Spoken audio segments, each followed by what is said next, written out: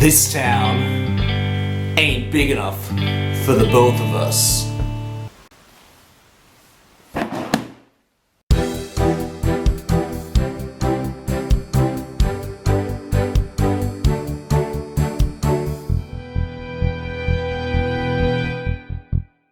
Tiny towns may seem like a bite-sized nugget of a game, as the name suggests, but it is actually well and truly a big game with a huge heart. It is an abstract strategy city building game where players are announcing and gathering a various plethora of different combination of resources and placing them on their board in Tetris piece style fashion. They'll also then be converting those resources into different building types in order to score some very important victory points. Tiny Towns is essentially a resource conversion and space planning game where the player who can do this most efficiently will be declared the winner. To play Tiny Towns, players each receive a starting board, and one of each type of building card is shuffled and placed up in the central playing area, with the cottage card always being placed out. Each building card depicts the resource cube pattern that players need to make on their player board in order to construct that building. It also lists any special scoring requirements below. At the beginning of each round, one player is allocated the role of Master Builder, as represented by this teeny tiny wooden hammer. Oh, not this one. This one. As Master Builder, that player has the power to announce one of the 5 resources, and it's usually one that they actually want or need in their town, and all players will need to collect that resource and place it onto their board. Like a cube-shaped sushi train, the Master Builder can choose from either wood, brick, wheat, glass, or stone. All players then collect that resource and place it on any empty space on their player board. After all resource cubes have been placed, the Master Hammer gets passed on, and the next player does exactly the same thing. They announce a resource, and everybody places it on their board. Players are essentially aiming to construct the different building types depicted on the cards in the center of the game field that will help them most efficiently gain the victory points that they need to win. The catch here is that in Tiny Towns, resources are extremely limited. Everyone forces you to pick and play resources that you may or may not necessarily need. This can cause you problems because if you're vying for a particular building strategy, you'll need to diversify your long-term plans and you'll need to adapt to the changing resource situation. Players who fail to adapt will find themselves running out of space very quickly in their town and falling further and further behind the other players. There are 8 different building types featured in the game. The cottage is a common building type that is featured in each and every game. Red buildings are square-shaped and usually comprise of wheat and timber, and they usually help to feed your other buildings in your town. Green buildings are usually 3 plot areas long, and the number of green buildings you have determines the number of victory points you get at the end of the game. Orange buildings are usually L-shaped, and they're usually comprised of glass, stone, and brick. Each yellow building is T-shaped, and they have their very own special functions and effects. Grey structures are usually 2 plot areas long and usually require wood and stone. They often have adjacency victory point scoring effects that can be exploited at the end of the game. The dark green buildings are usually irregularly shaped and require 5 different resource plots. They usually allow players to manipulate the resources in the game and also store them. There are also some special cards called monuments, which we'll talk about later. To construct buildings, players need to arrange the resources on their player board in the shape and color combination depicted underneath the building cards. The placement shape of these resource cubes can be mirrored, flipped, or rotated. When a player has the right combination of pattern cubes placed on their player board, they can choose to build the building in any of the spaces where their resource cubes once occupied. Just like in SimCity, careful planning about where you place your resource cubes is critical, as you want to finish the building soon before you run out of space to fit the other building projects that creep up on you later on. Simultaneously, at the same time, you're trying to build the buildings that match the victory point scoring objectives and building abilities that you want that will hopefully give you the best advantage in the game. So players are constantly juggling between resources that other players give them, as well as trying to optimally manage the space on their player board. Throughout the game, you often feel like Neo from The Matrix in that bullet scene, trying to dodge all of your opponent's sly resource choices while still trying to build a strong foundation for your own tiny town.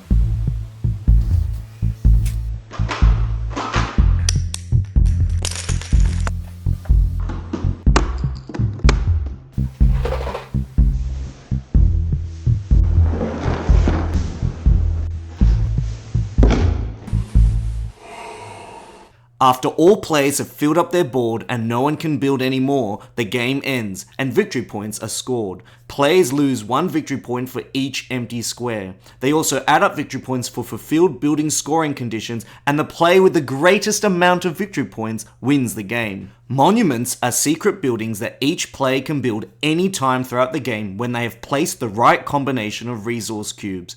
Each monument has a special ability or building effect that can influence a player's strategy or playstyle. These monuments help to influence the types of resources that are called out and thus affecting the course of gameplay. And thus, these monument cards have an asymmetric style effect on determining how a player plays this game. Tiny Towns can also be played using these 15 resource cards, also known as the Town Hall variant. In this variant, players will reveal one of the cards from the deck, and all players will take that particular resource and place it on their player board. However, for every third round that is played in this variant, players will have the freedom to choose any of the 5 resources that are available before resorting back to the whim of this deck. Tiny Towns is such a delicious treat. It's like opening a box of assorted chocolates, choosing your favorite flavors, and sharing it with your friends. However, throughout the course of the game, as you fill up your player board, it's like you're getting to the bottom of that box of chocolates until you get to the chocolates that you less and less like, but you force yourself to eat because you know you want more sugar. And here lies the biggest dilemma in this game. The game presents you with this idea that you have so much choice, but it's actually the other players that choose for you. So forget choosing that nutty flavored chocolate choice that you had your eyes on, but your opponents are probably going to give you that minty chocolate instead, whether you like it or not. The fact of the matter is that in Tiny Towns, your plans are always going to have to change, and that third tavern that you really want to build, you won't be able to build it anymore because all the other players know that that's what you want, and they'll choose any other resource to stop you from doing so. Tiny Towns has a beautiful abstract feel to it. The colourful resource cube placement and the Tetris-style pattern building is both eye-catching and analysis-inducing. Players will need to tap into their spatial thinking skills as they constantly question themselves about the optimal place to place their resource cubes. One strategy is to try and build your buildings on the edge of your board and slowly work your way in across the game, thereby keeping the central area of your board free for some of those unexpected building plans that might arise. Another strategy is to look at all of the building types and look at the particular building types where the shapes complement and interlock together well as looking for building types that share the same resources. Therefore, when you're building one particular building and then you have to change your plan, you have that flexibility about it. If you follow these 2 strategies, you're probably going to find yourself a little bit more ahead of some of the other players. Throughout the game, you feel like a fish trapped in the net of other players' decision-making opportunities with only a small opportunity to swim up to the top and poke your head out for some air. The combination of building cards that appear throughout each game makes this game feel really fresh, and the different scoring objectives just simply makes this game incredibly replayable. The artwork itself evokes just the right sense of immersion, and the powerful monument cards gives each game a different flavor to it. There's some pretty good excellent building effect synergies that can exist in this game. For example, the farm, the cottage, the well and the chapel, if you have these all out, they actually work together quite well to score you some really important points. First of all, by building a farm, it feeds 4 buildings anywhere in your town. And you know, if you're building a cottage, you get 3 victory points if you can feed it. So if you have 4 cottages, that's going to be able to be fed by this one farm.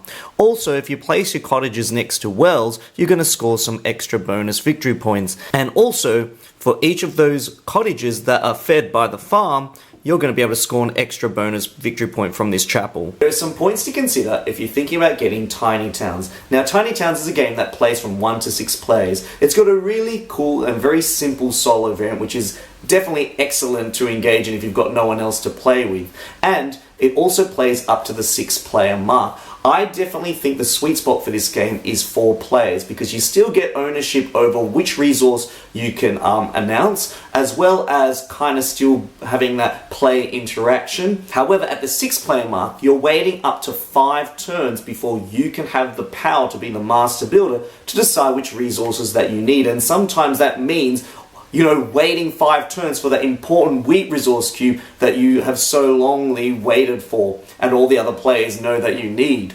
So some people might find that really frustrating because they have less ownership, less direction over the development of their town, and for some people that might not be a very fun experience.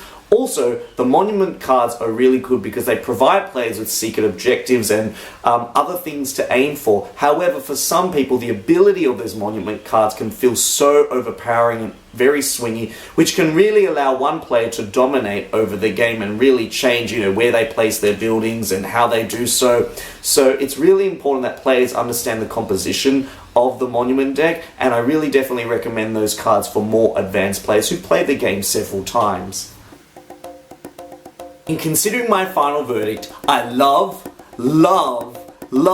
Tiny Towns. That's 3 loves all together. It is such a simple game to learn, and yet it presents players with a surprising amount of challenge and a mind-boggling level of thinkiness and fun.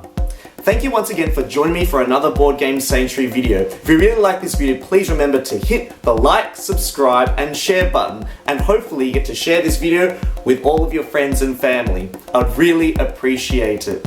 I also want to say a huge shout out and thank you to all the people who continually support me and this channel, and all the people who are currently subscribed. It truly means a great deal. Thank you once again. This is Danny signing out. I'll see you guys again for my next video. Goodbye.